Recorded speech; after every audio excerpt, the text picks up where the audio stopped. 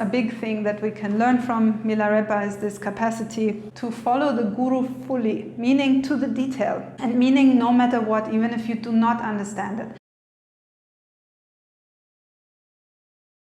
Now let's also see the lesson that we can learn from Milarepa because he went through it in his own life. First of all, of course, he had a very, very dark youth, a very dark life in general until he found the path. And then as he found the path, immense difficulty with the master, tons of doubts, hardship, and so forth. Which is to tell us you can be in a very, very, very low place and rise extremely high from there. As I said before, he was 9 times close to suicide.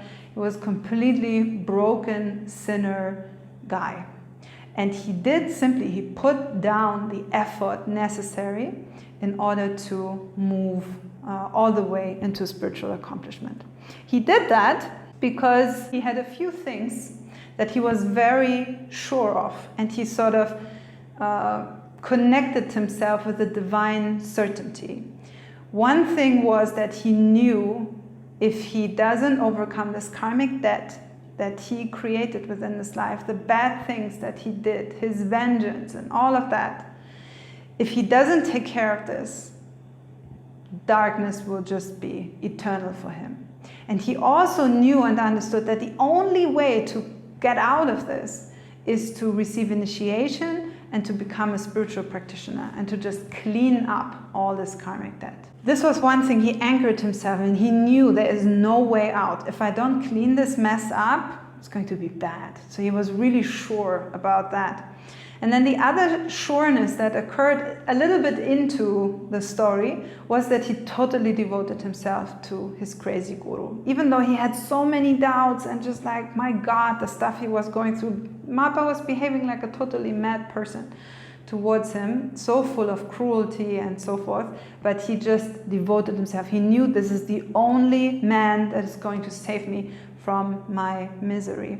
And in this way we learn from Milarepa that when you have a point of divine certainty, when you know a thing is real for you in this life, may that be you just love God, that's what you're interested in, you're not interested in anything else, or you feel such a wish to be good, not as in a good girl or a good boy, but really feeling the goodness in your heart and wishing to express that.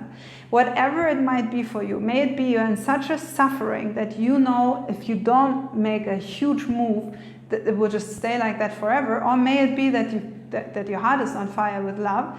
That certainty can really help you go through all sorts of stuff. It will just make you sure of overcoming your urges, your worldly desires, your attachments, your all sorts of imperfections in order to go all the way to liberation. So this is something that we can learn from Milarepa, to anchor ourselves into a certain point of certainty. And you can reflect a little bit for yourself. What are you really sure about? Are you really sure about that you love God? Are you really sure about that, you wish for ecstasy in your heart? What is it that your heart really, really longs for and that can actually be achieved through overcoming yourself, which is what Milarepa essentially did. Of course, a big thing that we can learn from Milarepa is this capacity to follow the Guru fully, meaning to the detail, and meaning no matter what, even if you do not understand it. And Milarepa had many tests, he failed some of them. He had many tests of going against the word of his guru, of trying other ways, of sneaking out in this way or that way. But through his story, you really understand when you follow the indications of the guru precisely, you are catapulted into divine consciousness. You follow a little bit, yes, you have some results and that's beautiful and so forth. But when you really, really follow, it just shoots you to a completely different level. It's a very specific grace that comes from this special relationship between a guru and a disciple. And finally, Milarepa had a great freedom, actually, that he's exemplifying for us. Gurdjieff, the great initiate, speaks about two kinds of freedom. One is the freedom of the world, and one is the freedom of yourself. And when you become really free of yourself, you sort of become spiritually invincible, because you have, again, this divine certainty. You are anchored into this complete freedom of any inner movements and desires and stuff. Basically, you're centered into the self, right, is what that says, at least to a certain degree. And Milarepa is basically an example of fully and completely attaining both of these kinds of freedom. So quite a remarkable saint.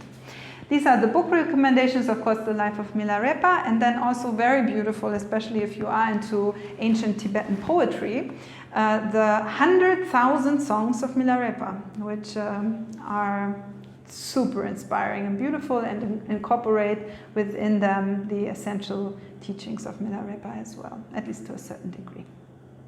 And here finally we have one of his beautiful songs that's contemplated together. If you want, you can close your eyes or look at his picture and feel for a moment this very specific spirit of Milarepa, a spirit filled with sacrifice, with perseverance, with a great fire, a great willingness to do anything for spiritual accomplishment.